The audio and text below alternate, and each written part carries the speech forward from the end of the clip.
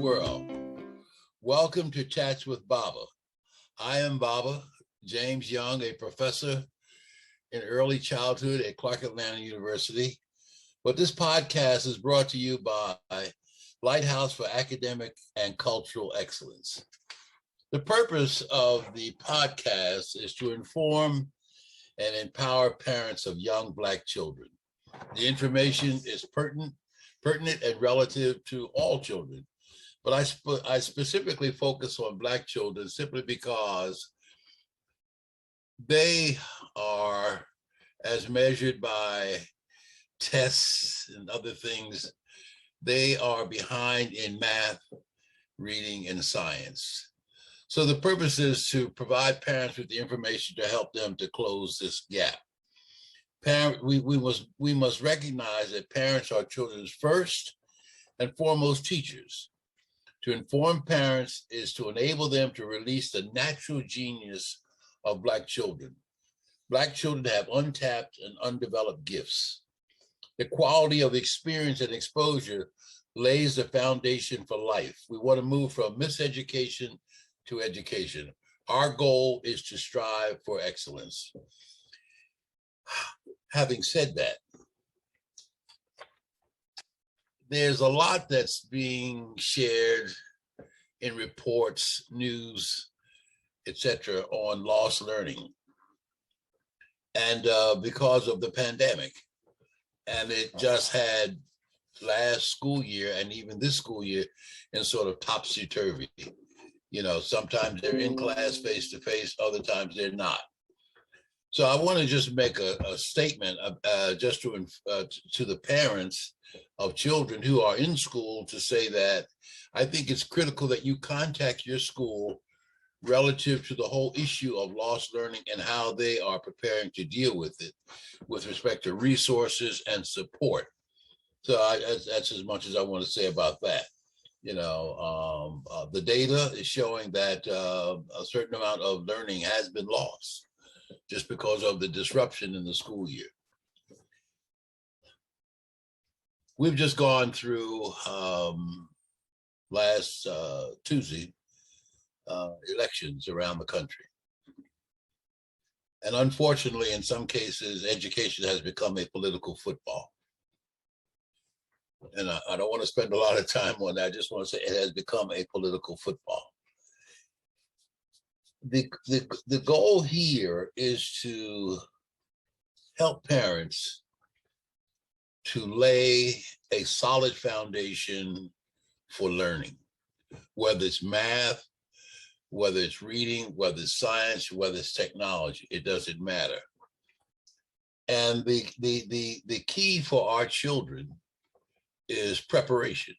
The key for their success, as we talk about striving for excellence, is early preparation. Developing the knowledge, foundation, and skills that lays that foundation.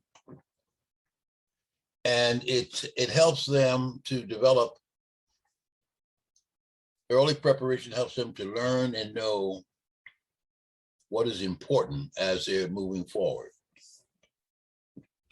So you hear me often say some of the same things just as a reminder. If you watch athletes as they get ready to engage in their particular sport, one of the things that they always do is to warm up. And they warm up by going back to basics. They warm up by going through fundamental drills. They warm up because these things have become habits in the mind, and they do it as a matter of repetition. So what I'm saying is that in laying the foundation for early literacy, you are training the brain to develop a mindset of what to do and how to do it, when to do it, and so forth and so on. I repeat, 4 things that you hear me say consistently. Help your children to learn to pay attention, listen, follow directions, start and finish a task. That's a matter of repetition. And you can't negatively drill it in children, those are things based upon your behavior that children will learn from you. Help them to learn to pay attention, listen, follow directions, start and finish a task. One of the things that helps that is by constantly, when I say constantly, reading to them, constantly reading stories to them, constantly telling stories to them. And in doing so, they are paying attention to your behavior. They are looking at your gestures, your body language, the whole 9 yards as you are interacting with them. So again, it's just that early learning is so critical. So I've been focusing the last couple of weeks on early mathematics, early math.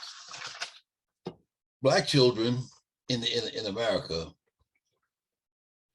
faced a duality as they're growing up. And W.E.B. Du Bois historically talked about the reality of racism and the realities of inequities that impact their daily lives. The Chats with Baba, A, is to help them to understand this issue of racism, and B, to prevent the inequities that impact their daily lives as it relates to schooling. When I say the reality of racism, how do we attack that?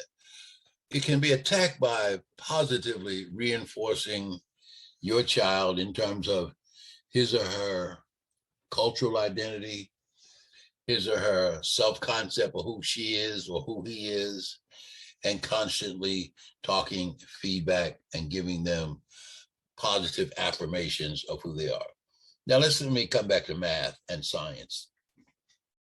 How do you talk to children about math and science?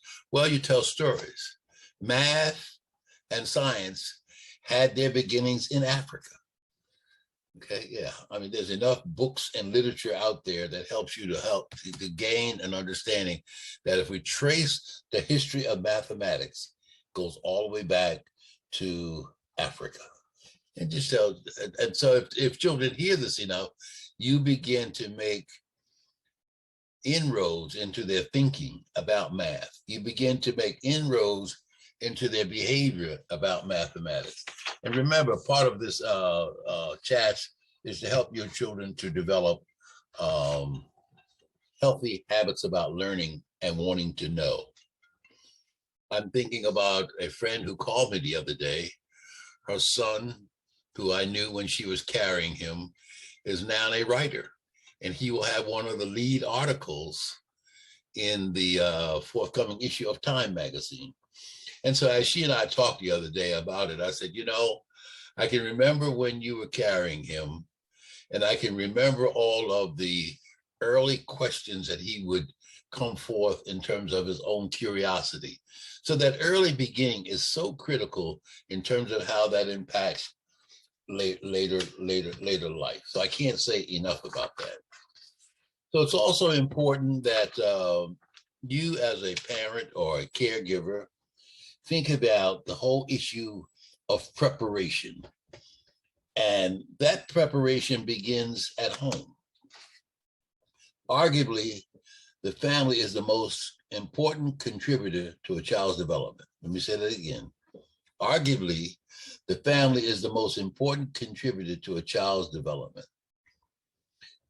As they are growing up, their children observe everything around them about behaviors, interactions, and all those kinds of dynamics that happens within the environment.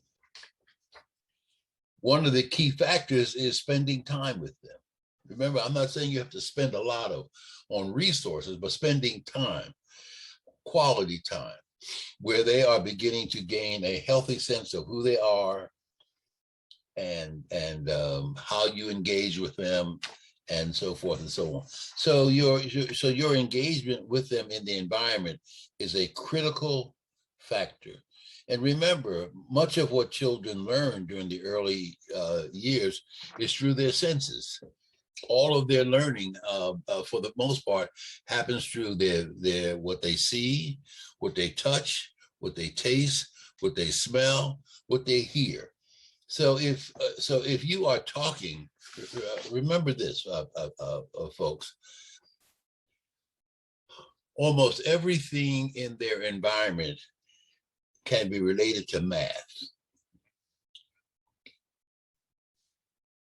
Their eyes, 2, the nose, 1, their fingers, 10, 5 on each hand, 2 ears, the number of toes that they have, the number of legs that they have, and on and on and on.